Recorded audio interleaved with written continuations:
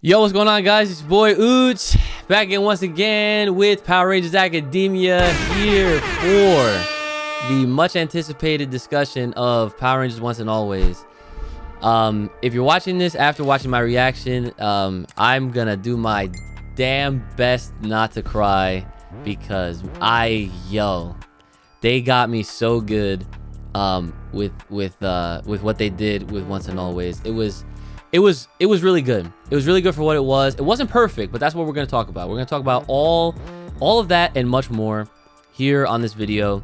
Glenn, before we get started, JD, how you doing today, sir? I'm good, yo. I woke up actually, I didn't go to sleep. I stayed up until 3 a.m. to watch this. I've watched it twice at this point. Word.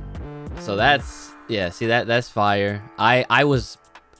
I wanted to do that, and then when I had my last job, I was going to take a day off, which I had it approved already, but then they let go of 815 freaking people, and so now I'm in a new job, which is nice, right? But because of the new job, I clearly was in training, so I had to wait until I got right back home, and I skipped the gym, went straight home, watched it, recorded, edited, and here we are. So Isaac, how about you, sir? Welcome back. Hello, glad to be back. Yes. I'm ready to argue, as always, because I know, and this is something I told you guys, I know that Twitter was going to have some very bad opinions about this. True. And sure enough, I was right. So just like JD, well, unlike JD, I actually woke up early because I actually went to sleep. Okay. However, we both watched it early. Yeah, first thing. So as soon as I finished, I went on Twitter to check out everything that people were saying. Man, oh man, I see some great takes and I saw some bad takes, and I cannot wait to discuss it with you all. Yeah, so funny enough, and obviously it's probably because due to the fact that I was working, so I was very busy. Like, I was off of social media pretty much altogether, which I guess was a good thing. That's the person that tweeted at 8 a.m. because I saw it. But anyway. Well, yeah, no. That's what I'm saying. Like, I tweeted at 8 a.m. because that was like the first and last time I had an opportunity to really do anything before I started getting into my new job. So then, I'm happy that, I avoided like any head ass or whatever. So I was literally going into this fresh. So I guess before we get this, like all of our takes into this conversation going, I wanted to go around and each give our rating, just the number, and then like after that, then we'll go like one at a time as to like whatever you thought, good and bad, what you liked, what you didn't like, all that kind of stuff. So my first number, honestly, I don't even know what to give it, to be honest, because it wasn't perfect. It was really good. I did enjoy it, and it struck a lot of strings with me personally. So I guess to not be like so far head ass and like whatever, like I don't have my nostalgia goggles on, even though this is clearly a nostalgia popping project, I'm gonna give it like a solid 8 because I really enjoyed the story and I enjoyed just what they were able to do with, like what they had and all that stuff. So Isaac, what did you give it, or what would you give it? 7.4 out of 10. Okay, that's fair. I was thinking 7.5, but I just rounded. I gave it an 8. So that's a rookie score. Yeah, as long as it's not a Rocky score. So. I can't wait to talk about that. I can't. Whoa, yo. I'm waiting. All right, so JD, what is your rating? Let me take a guess. 9. No, I think I'm closer to Uchi. I think it's about an 8. Yeah. I think like on a tilt, like last night on my first viewing, I think the ending made me want to give it like closer to an 8.5 ish. But okay. I just literally just finished rewatching it, and I think if we're being real, it's like an 8. Yeah. But we'll get into it. Yeah. So all right. So since I have you guys here, and of course shout out to Tech because he couldn't make it. Doesn't surprise me. I knew you were gonna say that. But shout out to Tech, we love you, we miss you. We're gonna have to like get him on here at some point, just to like, I'm sure there's a lot to talk about anyway. So We'll get him back on here to he'll give us his thoughts, and then we'll expand upon that. So yeah, so I want you guys to go first. So Isaac, I'm honored. tell us everything. What you're good, you're bad, and whatever. Just put it all out there, and we'll go from there. And then with JD, you can take it from there. I surprised myself because I enjoyed it. Okay. So I know you guys didn't really pay too much attention, but I actually saw. I was reading the reviews of the people that watched it yesterday. For anybody that's watching, we're recording this on April 19th, the day it came out. Yep. So yesterday, Tuesday, saw some people on Twitter, IGN, other people on social media as well, putting their reviews up, and I noticed it was like if I could like average out the scores, I'm taking like a C maybe. And also I feel like there was a lot more negative things being said than positive. Right. And some of the people that reviewed it are not necessarily Power Rangers fans. So I like to see things not as a fan. I like to go into things as like, okay, I'm watching this like if I was almost pretty much watching it for the first time. And if something were to click, I can't help it. And that was one of those things where everything was clicking for me, so I couldn't help it. So I enjoyed it probably more than the average person who's watching Power Rangers or anything Mighty Morphin related for the first time or first time in a long time, because a lot has changed. The thing that I was really excited, like happy for, was Kim and Tommy had voiceovers, even though they were old clips. Right, I'm very happy that we at least got to hear them. Jason's though was not all there. That was no. You could tell. So, it's very obvious. That's points off. It was a tribute to the guy who replaced him in, when they were about to switch over. Yep. Yo, that's funny. That's the first thing I noticed. I'm like, Jason doesn't sound right. I'm not sure why they couldn't use any of the previously recorded stuff or the old stuff. Yeah. With Tommy. Rest in peace, JDF. He's not here anymore, but they were able to do it. But you have the real Jason still alive, and guys, it just didn't make sense to me. I felt like the way they got well, actually I'll get into it in a bit, but seeing, even though I saw it on the trailer, seeing Billy and Zach again was like, whoa, like, this is like, now this is starting, like, this is what I've been waiting for a while. Yeah. I thought the fight scene in the beginning was very cool. I mean, we saw what happened with Trini. We already knew what was gonna happen with Trini because of the trailer, so it didn't really surprise me too much. But led me to one thing that did surprise me was like, yo, Trini got a big ass house. Oh yeah. Where is she getting all this money from? That real estate. She was that was a whole mansion. It was nice. It was a nice house. Yeah. It was a very nice house. The way I thought that her daughter already knew she was a Power Ranger, so it surprised me that they even kept it a secret from her based on what we saw from the trailer. True. Yeah. So then, after that happened, Rita attacks again, and this time she captures Jason, Tommy, and Kim. Now, the way I thought this was done, I thought it was bad, because it's like, first of all, Jason is one of the best, easily top 3 Red Rangers of all time, and he got captured as easy. So to me, it was like, I don't know. Okay, I guess. And Tommy, greatest Ranger ever, again, easy.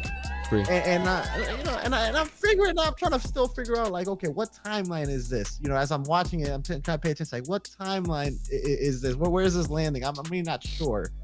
Because we have green, we have red, we have pink, we have the original colors, but they're much older. And I'm still trying to piece it together. Like, how long has Rita been gone? I don't know. It's what's crazy. Later on, obviously get some answers, but they get captured, except for Billy and Zach. Mm-hmm. Now, one thing that surprised me was, this dude, Billy, is Seto Kaiba. This dude was like, we're going to Cranston Corp. Yes. Hooked up to the command center, decked out. So it's like, okay, that's a different, now we know why the command center and it's secret. He said it was private too. Yeah, so I'm not sure if that has some stealth function or something on that bad boy, but yeah, it better. They need to. So they obviously need help because Robo Rita is capturing the Rangers, and she's trying to, power up the time machine so she can get her old self, back. And then we see Aisha and Adam, because again, they put out like a signal, and They see it, and I'm over here like, okay, this is cool. This is what we saw. We know that we saw the cover already. I saw the SPA. Is this gonna be explained? And that I have a lot more questions than I have answers. That's for sure regarding that. And they said it's gonna take around 6 hours. Yeah. I'm over here like, okay. Judging from all the clips and stuff that I've seen, I don't think we're probably gonna see them again. And if this is all they have, this is corny. And then here comes Rocky and Kat. They need help. I can't believe like Rocky was really hyped up with his lunch. Like, son, are you not? Like, bro, he was the most Rocky ever. Like, this is like this. People wonder why we clown on him. You know what? I like it's like so ridiculous to the point where it's kind of hilarious. Yeah. Yes. Because I think that like I don't think it was ever intended that Rocky was supposed to be like the jokey guy, but I think he just kind of became that over time. You know, and it's on brand. Did anything is establish exactly why Rocky sucks. Why we every claim we've ever made, this movie backed it up 100%. Right here. I'll just fast forward here a little bit. He's the only one that was actually getting cooked in these fights. Yup. He was the only one getting cooked. Morphed and unmorphed. Morphed and unmorphed. Yes. He needed a sense of direction. Like, this guy, clearly, you wouldn't even tell he was a Red Ranger before. He's embarrassing as a Red Ranger. That's so true. Like, it's almost like him being a blue turbo, and I'm sorry, blue Zeo Ranger. Don't disrespect Justin like that. Come on now. Listen, I just remember him getting cooked. You know. That oh yeah. Blue Zeo Ranger. It's like all that experience. It's like he had no experience like throughout the whole thing. How is it that Zach had less TV time overall than him when the show was going on, and he put in a lot more work than Rocky, who's way more experienced? Rocky was in 2 seasons. He was in a movie, 2 movies. Technically, yeah. Technically, and in the comic books, he's OD. His best version. Yeah, and then we get this dude. As soon as he's sent to the Cranston Corp, or I believe that's what it was called. Cranston Corp. Looking for a microwave immediately. Like, don't you want to know what the hell you're doing there? Yeah. The part that made me laugh that I thought you were gonna bring up was, as soon as they go into that fight with the putties, they're like, "Don't get caught." You're like, "Don't get grabbed." Oh, don't get grabbed. The first thing he does is get grabbed. Rocky, listen, for any Rocky fan out there, I'm sorry, this thing does not do him justice. If y'all were wanting the Rocky comeback, y'all didn't get it. This right here, you won't get it. He put in more work in Dimensions of Danger than he did in Once and Always. That was the best. That was the most Rocky shine as a Red Ranger. I don't know, because in Dimensions, what did he do? He shot a gun, like, and he shot a gun here too. Yeah, but like he he beat a couple of putties, you know. But that's points off. Okay, like I don't want to make this too much about Rocky. We know he sucks. Yeah. So I feel like overall in the special, Rocky and Kat felt like outcasts. Yo, I thought the same thing. They felt like outsiders, low key. Yeah. It was weird. Now, I also want to point out, I don't know what that suit was that they gave Kat when she first morphed, but she had no neck. Yes, yes. I'm so glad you noticed that, because she did look off, and her helmet color was like mismatched to the suit color. Like, something was off about the pink suit. Terrible. That fight scene was pretty much okay. And then she also brought up how, they still sound like, they still sound like turkeys. She did make a comment about the way the putties. Something like that. Now for the people out there that's like, how does Kat know what they sound like? Because she was fighting Zed's putties, not Rita's putties, which are not completely different. They're different. So people, I think, forget, and this has to do with the timeline thing. This is the year 2023, at least for us. Right. Okay. I know y'all watched Dino Thunder. Mm-hmm. There's cell phones now. Right. Okay. There's archives of these fights, so anybody can literally pretty much be like, oh, Power Rangers, whatever year, right? Yeah. 1995 or 1990. They got records. Yeah, it's, they got it's records. world history at this point. That's what I'm saying. Yes. So you know what a putty sounds like. I was never a Power Ranger, but I watched on TV and Yeah. I know what they sound like. Yeah. Like, come on. So guys, come on. Get over it. Facts. Get over it. That's what it happens. They at least explain how she, the power coin thing and why she's a pterodactyl now, which made sense. We saw the clip already. I'm glad that we got to see it and it worked out. Yep. I was very impressed with Zach and Billy. I already brought them up, but I was really impressed with their acting. I was impressed with their fighting. And Billy, like just like how Adam was the notable leader in the Once a Ranger in Overdrive, Billy here gets his shine as a leader. Like this dude, he was able to fight. He was coming up with the ideas, right? And what happened with Trini, he felt guilty for it. Like he sincerely felt bad. And then later to find out that the reason we have Robo Rita is because of him when he tried to bring Zordon back. Was OD. Was OD. And he held himself accountable. Mm-hmm. And he knows him as a human being, he is not perfect and he just wants to make things right. Yeah. I love the little Aquatar references too, that the reference that they made before that. Naturally, yeah. And Billy already said, he was there. Yeah. He was already there handling his business. He had to come back to Earth. Yep. And I feel like the true star of the entire movie was the entire special. It was an hour long, guys. Let's not get it confused. It was Trini's daughter.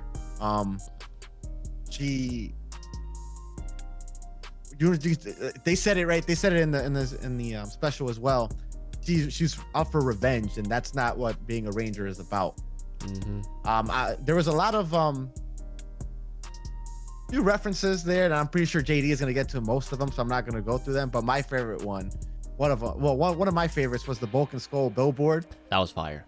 Yeah, that was fire. So I'm glad that they showed them there too. The music was actually pretty good in the special. And I mean, look, guys, it's Power Rangers. We already know how it ends. Obviously, Robo Rita does not get away with taking the Rangers, which that's another thing too. It's like, I understand why some people would say, hey, there should have been more Rangers there, but the whole point of this was it's Mighty Morphin. Yes, they showed the figures of the captured Rangers that were from other seasons, but at the end of the day, it is not about them. Right. Now, one of the positives and negatives that I do want to point out, though, before I can be here all day talking about it, so I'm not going over everything, but the Zord, the Zords. So the Zords, I felt the CGI could have been done a lot better. It reminded me of the first movie. It reminded hell of the first movie. It was not done well. My friends said the exact same thing. Like my friends who were just like casual Power Rangers fans, like they were like, yo, what is this 1995 CGI? Guys, let me just put something in perspective here. Again, this is the year 2023. Mm-hmm. NASA has a drone on Mars that they're able to control through their phone on an app. And you mean to tell me you couldn't make the CGI on this better? I played a Super Mario game that looked better than the CGI. The Mario movie looked better than the CGI. Oh, I knew he was gonna say that. That movie was fire, by the way. Side note. I'm keeping it real though. However, on that Zord, the movement, that's the type of movement I want to see from that Zord. Yeah, that Zord was moving. Mm-hmm. And Billy explained how they found a way to operate the Zords without having the actual the actual Ranger there. Mm-hmm. And seeing Billy in the front, you see Rocky in the cut because he's not far. Like this man had the back seat. This dude had the right leg. That's how important you operate this. You're gonna operate this. And they beat the monsters, which I think the monster. That's another thing too. I was not a fan of the monsters that they used for this. I wasn't crazy on them either. I wasn't crazy on it either. Trini's daughter though, getting her spot when she was able to morph. And this is another thing too. I know people were talking about the power transfer. So this is my theory. And you know how she had the flashback of Trini, which I think was very well done, by the way. Which, speaking of which, it made me question, why is it that we waited until now to give her a proper send-off? Way later. That's a whole nother video. I'll just put it that way. That's a whole nother video. Way later, because even before this came out, people didn't really know what happened with the actress. Right. And you know, it was just kind of, I'm not gonna say weird. It's just like long overdue. Right. Yeah, 'cause, like So I think my prior to this, like the only thing they did was like they did like a in memory of Tweet Train at the end of like a random episode of whichever season was airing that year. It was like Time Force or something. Oh, But that was it. okay. Yeah. Yeah. But even then, like, right, like with the merchandise and stuff, it took a long time. Yeah. A long time. Times were different though. I'll give them the benefit of the doubt.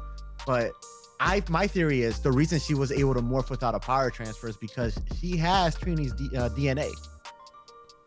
So technically, she's able to use it as well because, you know, 50% of her is Trini. Yeah. You know, that's really what I think of why she was able to morph without a power transfer. And that the flashbacks and everything kind of like solidified that. And speaking of DNA and stuff,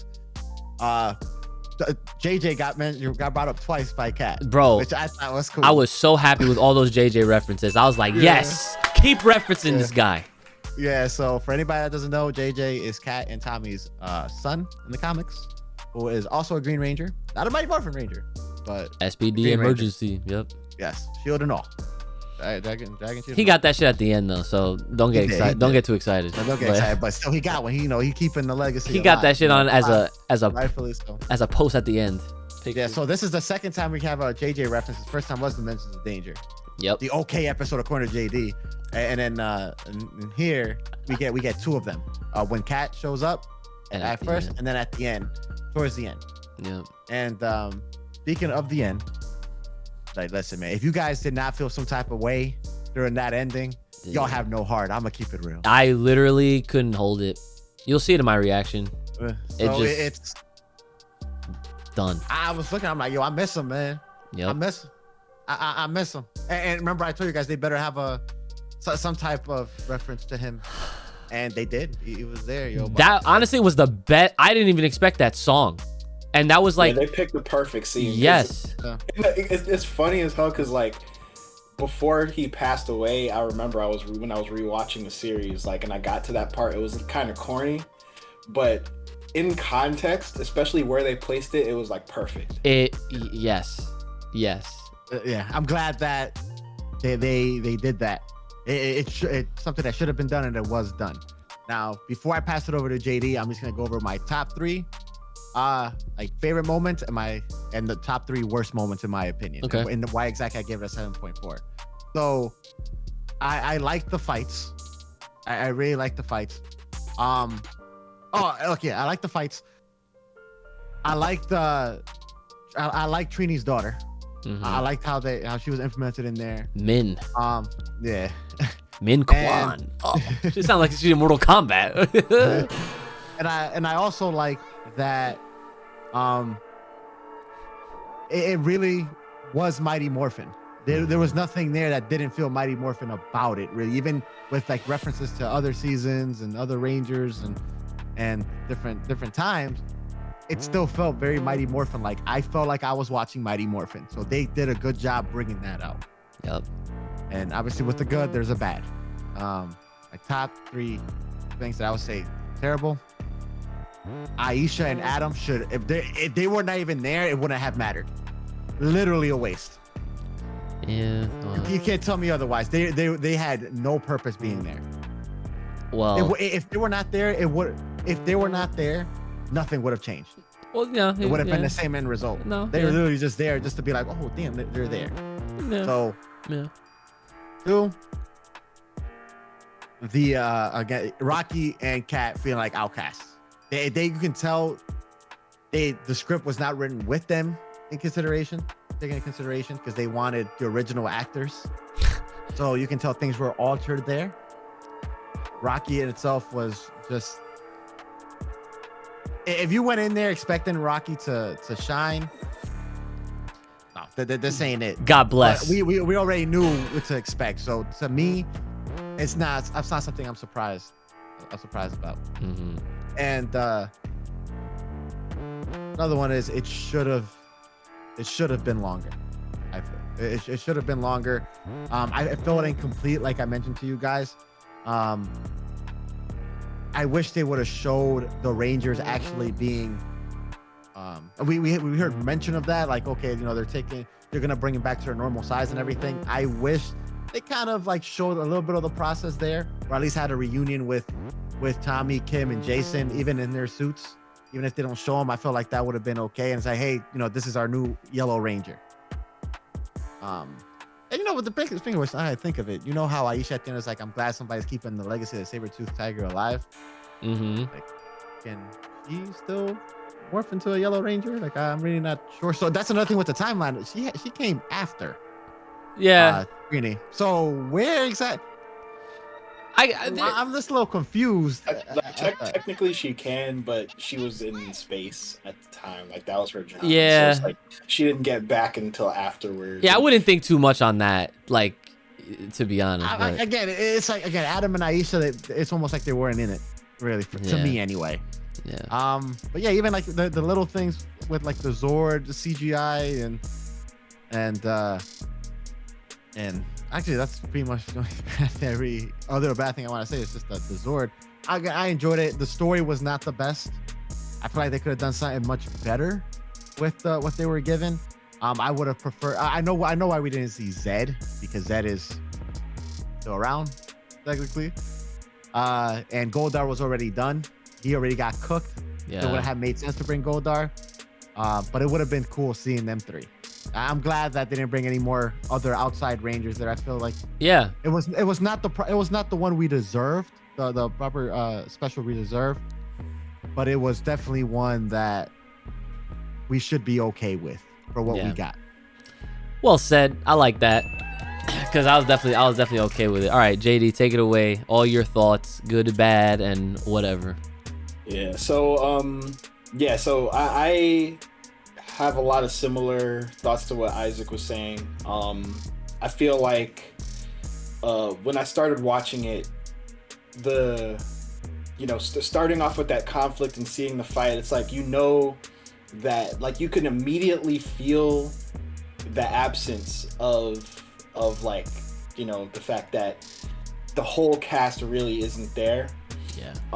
And it's weird, because on one hand it sucks, but on the other hand it's also part of the original Mighty Morphin Power Rangers experience. Like, watching Power Rangers is to watch people be there that actually aren't there. Especially when you're with Mighty Morphin, like, it was very rampant, and it's like, it's not an intentional thing, but it's also just like one of those things that was in the back of my mind when I was watching it. But I think that this special generally existed to tribute Twee, right? Yeah. And I think that in doing that, they did a great job. I think that having Zach and Billy kind of shepherd that, because they are the most OG of the group that they were able to get, was a smart move. And I think that to their credit, I think that they brought it the most.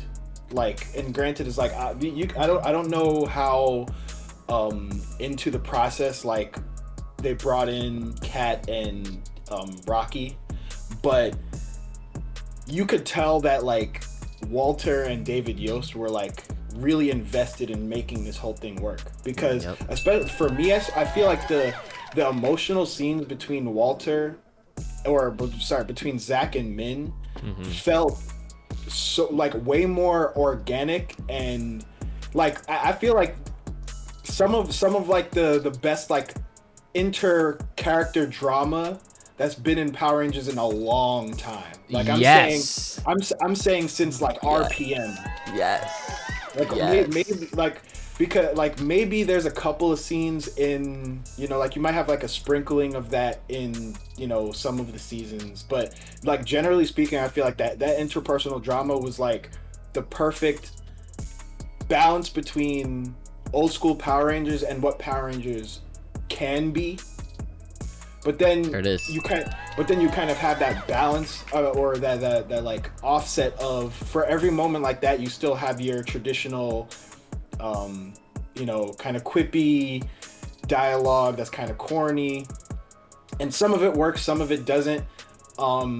You know, I like on one hand when it comes to Rocky, right? Like Rocky, like all I could think about like was, you know, him just kind of being Rocky, right? And I think that they're self-aware about that, so I can let some of it slide.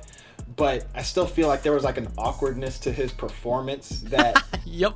I'm not sure if it was intentional or just because he hasn't acted in a long time. Like, you know, because when he was in Dimensions Endangered, he didn't really have to do much. And here it's like he did a little bit more, technically speaking. He did. I think his ADR was better than his in-person acting, if that makes any sense. Like in this. But that's neither here or there. When it comes to Kat, she felt like a side character too, but I do like that at least they tried really hard to make you remember that, hey, Kat and Tommy are married and they have a son. You know, that was like, that became her purpose essentially. Yeah. I think that one of the things they could have done better, and this is just like one of those hindsight is 2020 things, but I feel like they should have given each character a moment with Min to explain the significance of what it means to be a Power Ranger, because that scene, I think my favorite scene in the entire thing, well, besides the end, was like the scene where Zach is talking to Min about revenge versus what it means to be a hero. Yep. And like the importance of Zordon and on the rest of the crew. And I feel like you know, we got some moments like a conversation between Billy and Min. And I think that because them two are the originals, like I'm cool with them being the ones to have those conversations. Yeah. But you know, just because the fact that we didn't get Austin and we didn't get Amy Jo doesn't mean that Rocky couldn't have had like a lighthearted conversation with Min about what it means to be a Power Ranger, and Kat couldn't explain her experiences. You know, like we could have gotten a little bit more personal, and I think that goes to what Isaac was saying about maybe they could have made it a little bit longer. Right. And you know, like it's just one of those things that, you know, they probably didn't factor in, so they were just like, we have to hit these beats.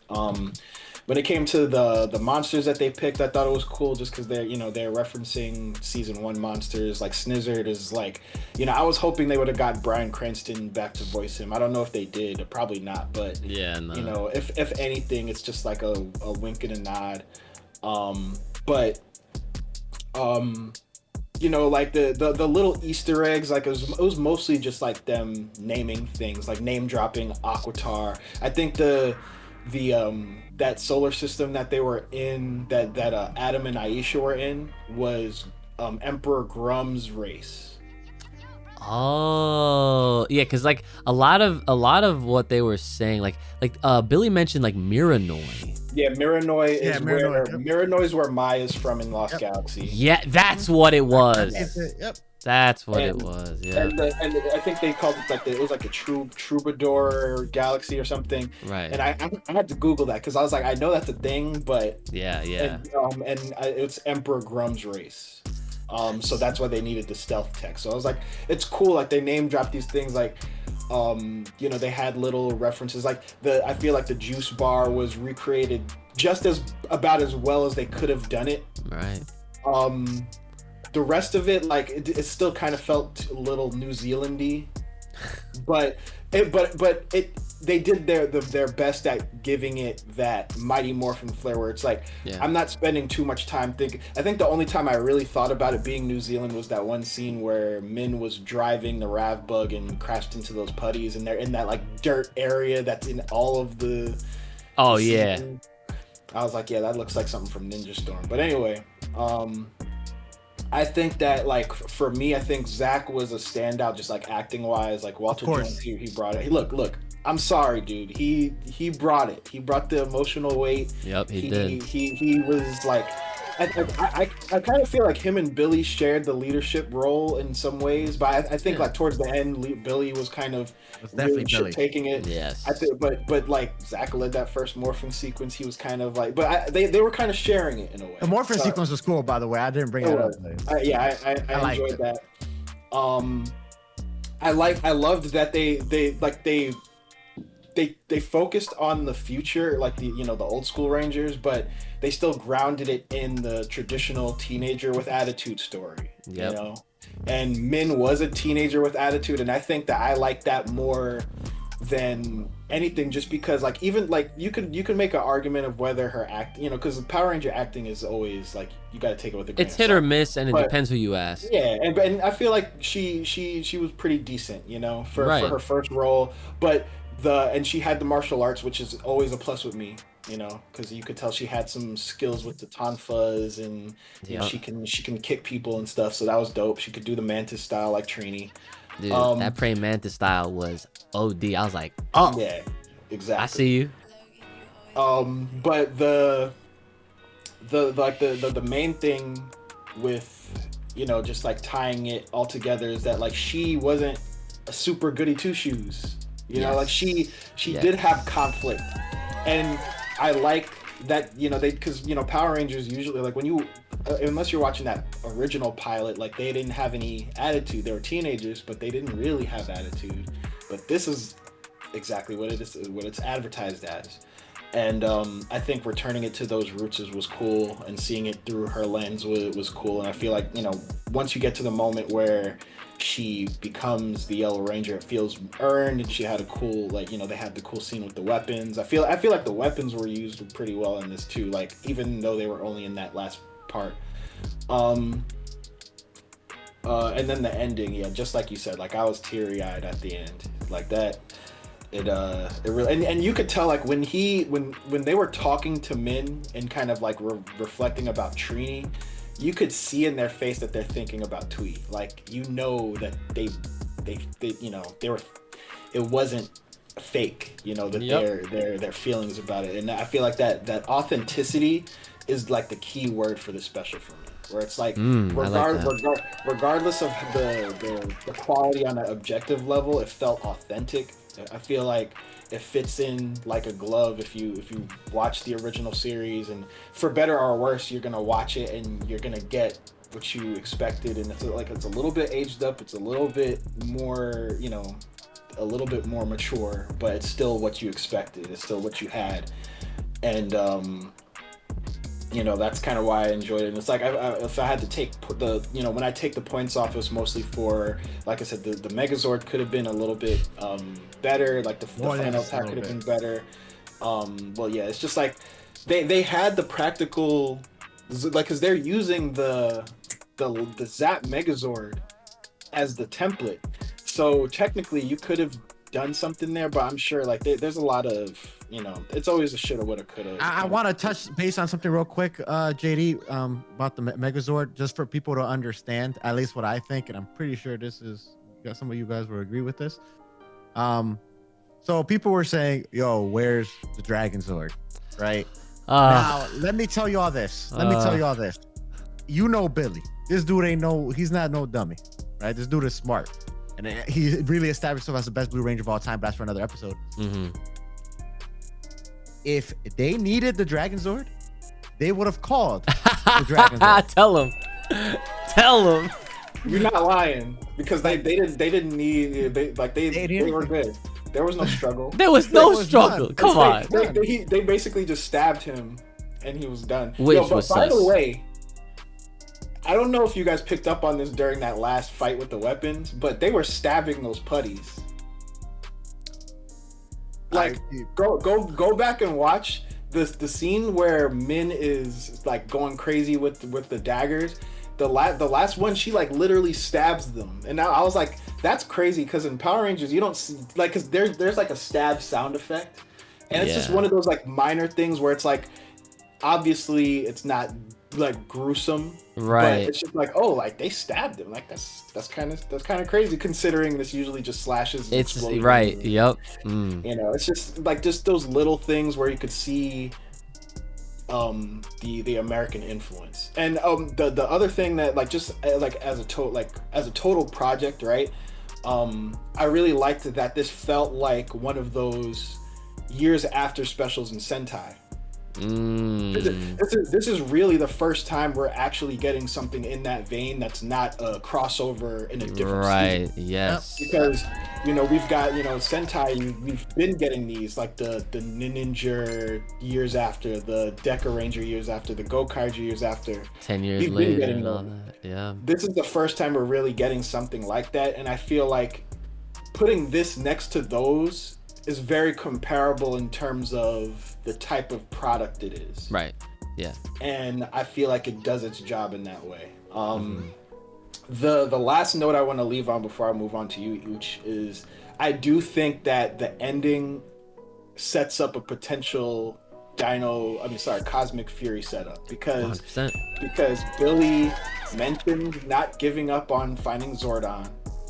And the fact that Min is active, I feel like it would be a waste to like establish this new Yellow Ranger and not give her one more go. Like you know what I feel like in my head, it'd be like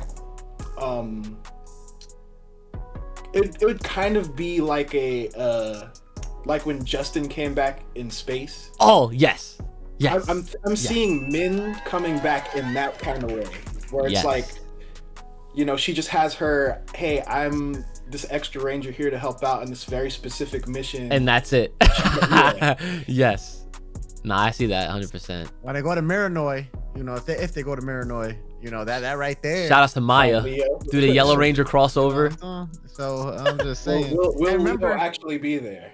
Remember what the I'm not gonna say leak, but the little possible spoiler of that picture, and you saw Billy's name on the whiteboard of the cast. You guys remember that? It was all over Twitter. Yeah, I remember. Yeah, it very well could be. It very well could be that Billy might show up in. Well, yeah, I always figured, just to just to talk about this for a second, I always figured that was the plan. Like when Billy announced, Billy and Zach announced that they were doing this Once and Always, and they were on like the New Zealand set. For some reason, I don't know if it was like something that I imagined or something that was actually said, but I always thought that they were also doing stuff with the Cosmic Fury cast as well. So I mean, like, it might be a surprise for a lot of people, but like once I see it, I'm gonna be like, yeah, like I was expecting that, and especially after this ending, because I guess I'll start with that really quick just to transition off of it.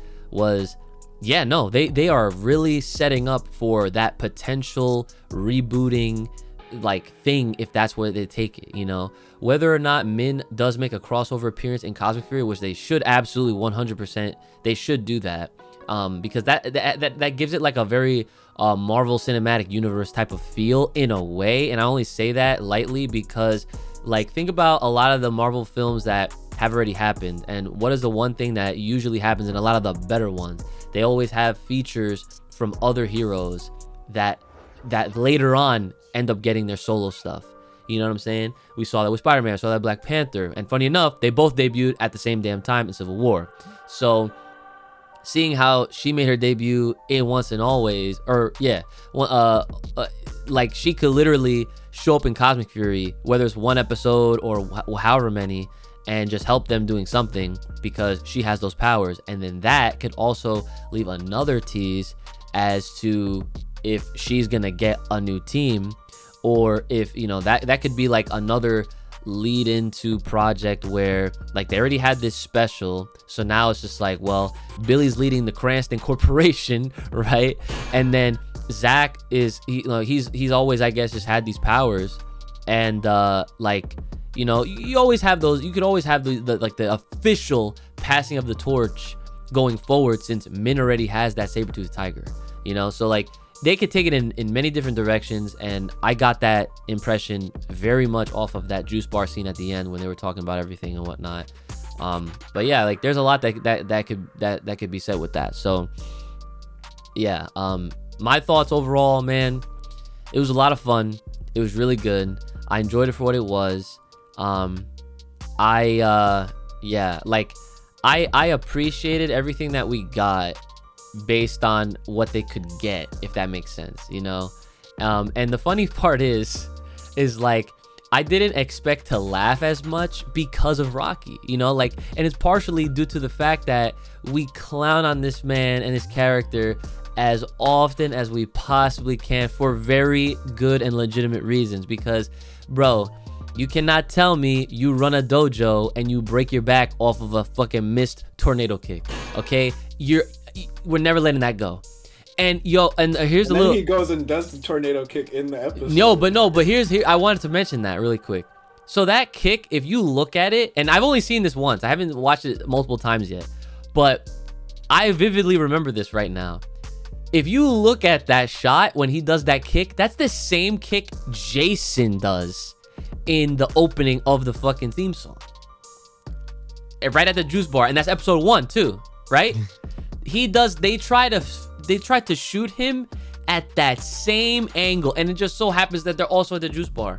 So I was like, you can't do it like Jason, bro. Stop. You're gonna break your back again, like you did in the freaking Turbo movie. All right. But again, it was mad funny. And I think like he definitely brought in the cheese flavors as far as like, Power Rangers can be very cheesy. It has those cheesy elements, and he, brought that in. So it was like, okay, like it was a very well balanced special where you find all of the nuances and, the check marks or checkpoints that you would expect out of like your average Power Ranger episode. Since this was a special, it was basically the duration of 2 episodes in one, because it was like an hour long. I want to ask one quick thing, like while we're like on the edge of that Rocky topic. After the Triple Dino team up, do you feel like Austin St. John would have risen to the same challenge that like Walter and David Yost did? Oh, well, you know what? Just because one of the things we make fun of a lot is like that this is an army, right? Like, and like almost every line he's spoken and granted you could blame director and season and whatever, his willingness to do it, whatever. But it's like, part of me was like thinking about this, just like, would it really have been better if he was there or not? And I'm not sure. So you have two different Austin St. Johns. You have Forever Red, and then you have Beast Morphers. Night and day difference. Night and day. So if we get the same one for Forever Red, I'm pretty sure we would have, because he was already worked. He generally likes David Yost and Walter Jones. He does, yeah. Okay? And he had, and I feel like for Twee, he would have stepped it up for that. I hope like I want to think that that's true. Like we could only speculate now, but right. Well, yeah. I mean, that's the only thing that having Jason there would probably kind of mess up, I feel, is take away from Billy's spotlight, because he still would have been the leader, okay, and Billy would not have the leader, the Blue Ranger that was Billy in this here. No, that's 100% true, because it's like these characters came back to reprise their roles, right?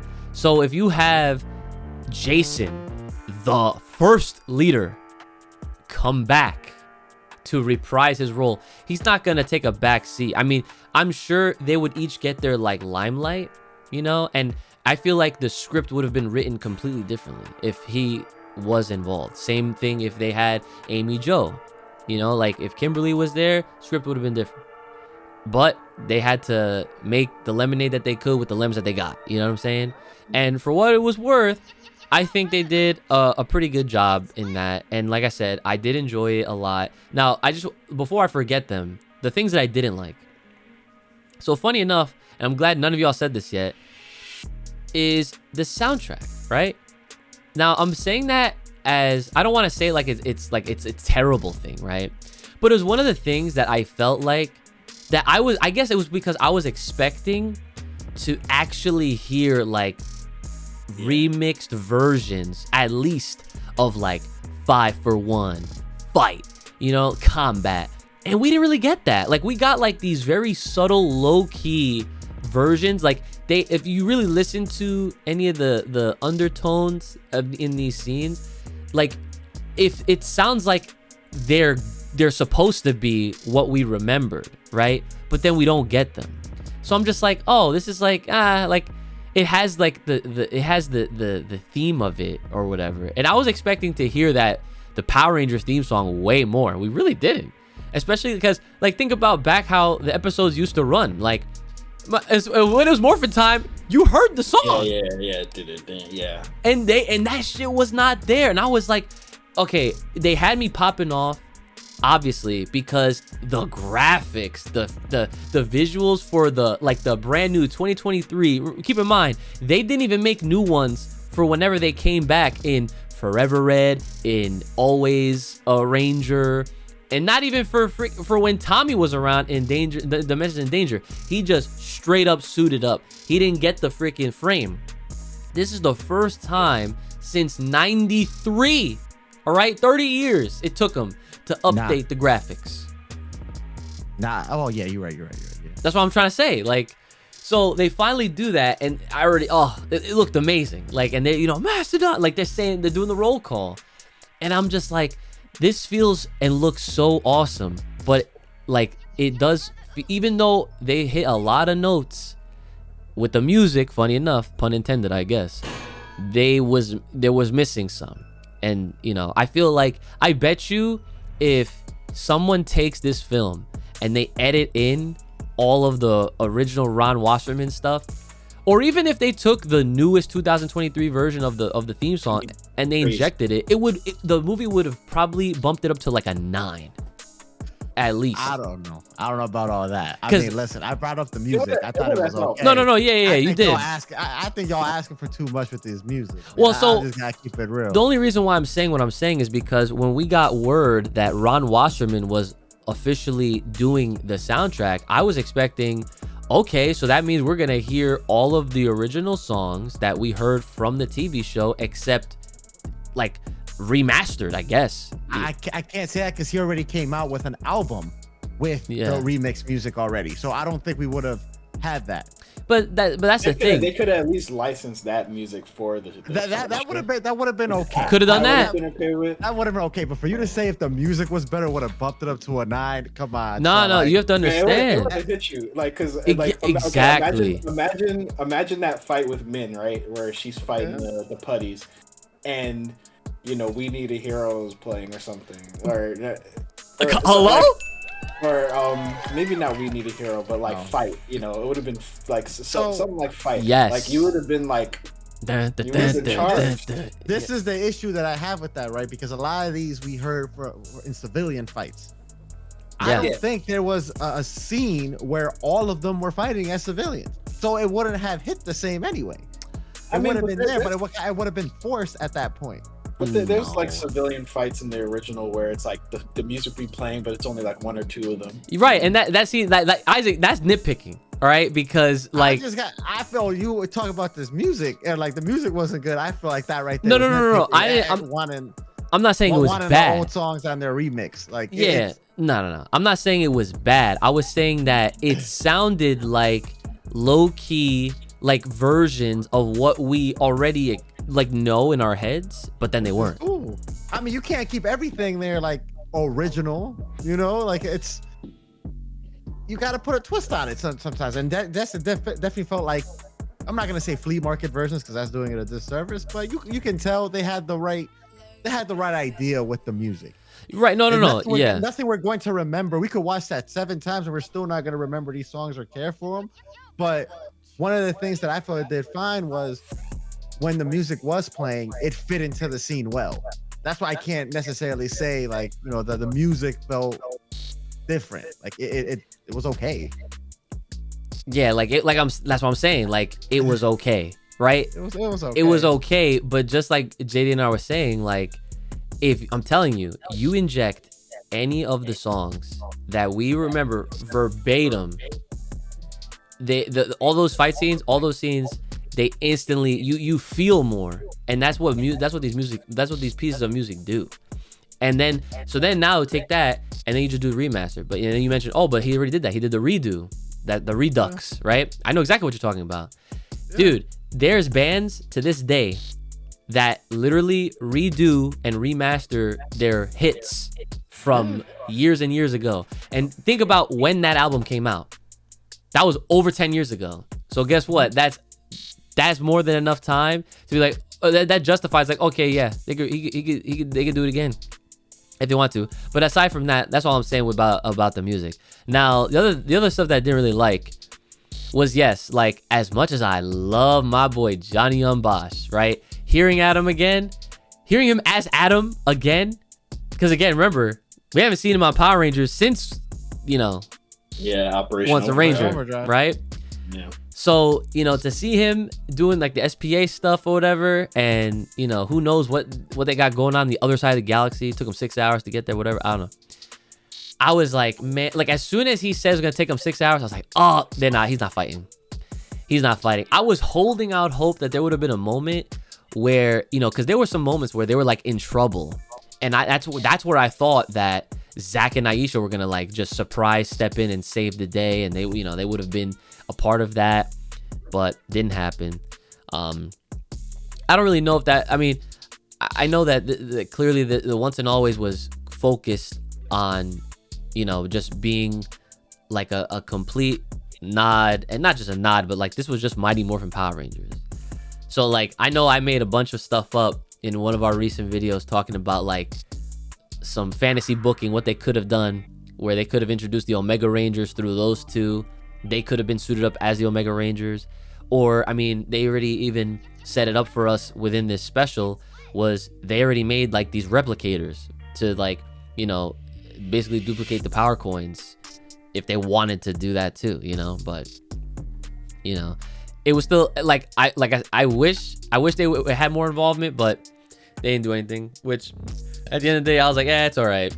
But then of course, why were they there? Well, yeah, like it's probably because they, I guess, based on them just being included at the end of the day, just kind of tells me that they wanted any of the original Mighty Morphin from season 1 to 3 overall, whoever they could get, they would grab. Mm-hmm. And based on who agreed, then they wrote the script as such, Yeah, so, I agree. I feel like if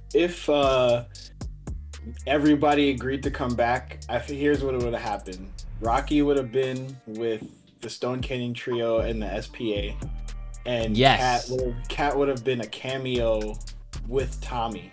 Right. Maybe not morphed, but she would have been there just to like kind of to set up JJ. But the rest of the cast would be the main ones. Yeah.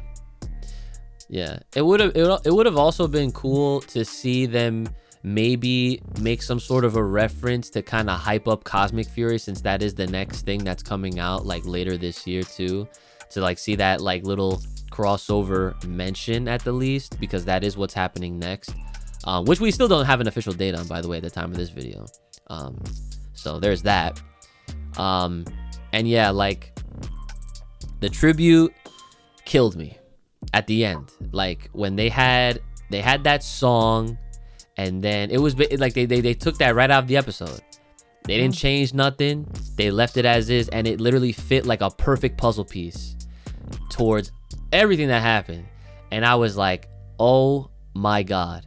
And like every time the camera kept going to Twee and then to JDF, and then you saw Jason there, and then the shot of all of them, I nope, couldn't do it.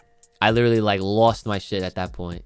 Like it was such a perfect, beautiful scene, beautiful moment, and it was a great way to end it. And then obviously after they showed that, they had the in loving memory of both of them, and yeah, that killed me like really good. So yeah, it was really good. Like I don't know about y'all, but I felt old. Well, after that happened, I felt old because they used the old pictures too. It's like, yeah. I mean, of course, yeah. I'm 30. I'm 31. Like, I'm going 30-year anniversary. Like, I'm literally as old as Power Rangers. Like, I'm not 30 yet, but I'm a 93 baby, and so I'm approaching that big 3-0 very soon. But Goon Boys. Yeah. So yeah, I mean, anything else really? I mean, I could probably just bring up whenever we do this again with Tech, so he can get his piece out there. But folks, if you haven't seen Once and Always, if you've been a fan of Power Rangers, if you've been a like a lapsing fan, or if you just remember Mighty Morphin, right? Or if you're just someone that's getting into Power Rangers, you watch the Sentai, whatever, I highly recommend checking this out.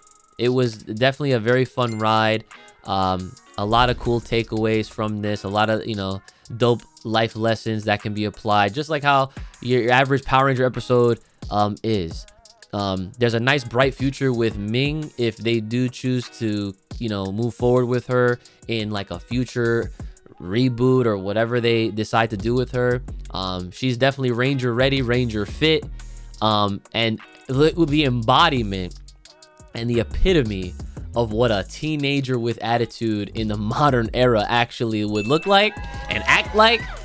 Like, she was shooting shots at Billy. She's like, oh, that burns, doesn't it? I was like, yo, this girl got spice, right? But 2023. Yeah. And it's like, I still gotta, I just have to keep shouting out.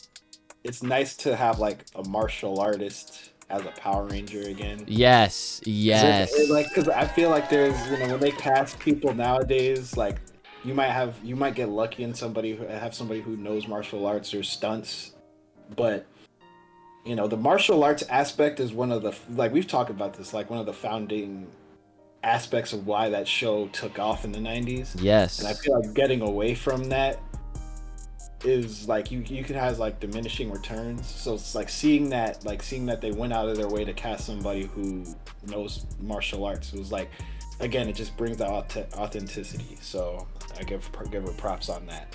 Yeah, that is, listen, man, I'm gonna keep wishing this into existence. They got a whole cast to just take from Cobra Kai. Just do it. They I'm telling you, they're right there. They're right there. Like, it's not rocket science. Like, it really isn't. Like, they got their Yellow Ranger. I don't care who is, actually no, there's a few characters that I can visually see as who they would be, but bro, they just has to make it happen either way. But again, that's another video. It's another several videos actually. So yes, until next time, guys, make sure you guys are liking, sharing, subscribing. Leave your comments on your thoughts on Once and Always. What did you think of it? Your best moments, your worst moments, what you would have liked to see differently, and what you're looking forward to in the future of Power Rangers, because I know there's plenty more toys coming out, and we still got Cosmic Fury later this year. And at the time of this, we kind of took a little bit of a blow up, which is nice, right? So shout out to all the new subs. And because of that, we're gonna try to plan a live stream very soon to possibly bring back the tier list. Everyone loves tier lists, right? So we're gonna I don't know what we're gonna tier list, but a tier list is happening, which is like the most important part of that. If you're Team Billy or Team Zach, let me see it in the comments, because I'm Team Billy, and I know that JD is Team Zach. The new father, because he was playing a father. He had a fatherly role in this special, which was very impressive. Yeah, he was basically Min's dad basically played that role. I'm still Team Billy all the way. I'm just saying, put it in the comments, #Team Billy. I will say though, this is the last thing I'll say, is that they definitely were both the main leads, right? Like in their own respects, as far as the team goes, as far as the whatever, everything, right?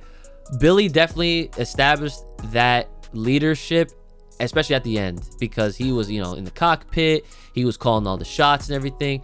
However, I really do feel like, as far as the performance goes, Zach, he definitely had that. I'm Team Zach.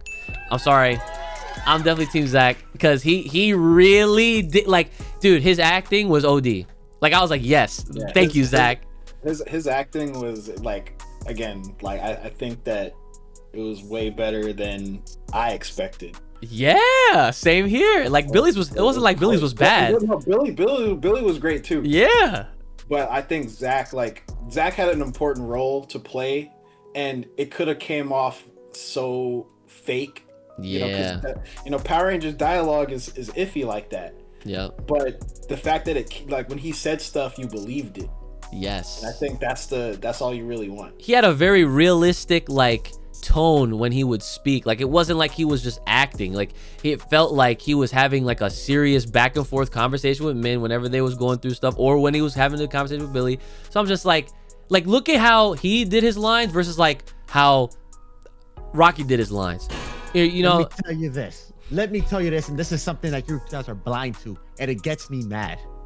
All these years later, we're talking about, this is a 30-year anniversary episode. Yes. All these years later, and man still did not fix his lineup. And y'all think oh my, we're done. Episode's over. Now he's bringing hairlines in. All right, we're done. Get out. We're done. Leave your freaking comments. Okay. No, leave your comments in the freaking in the comment section below. Team Billy, Team Zach, it doesn't matter. Make sure you use the hashtag once and always. And line up. Yeah, make sure you're liking, sharing, subscribing, hitting the sub. All the supporting links will be in the description and in the description below. And take care of yourselves. May the power protect you. Locked loaded right here on Power Rangers Academia. Stay safe, stay clean, and stay the hell inside. And we'll see y'all next time.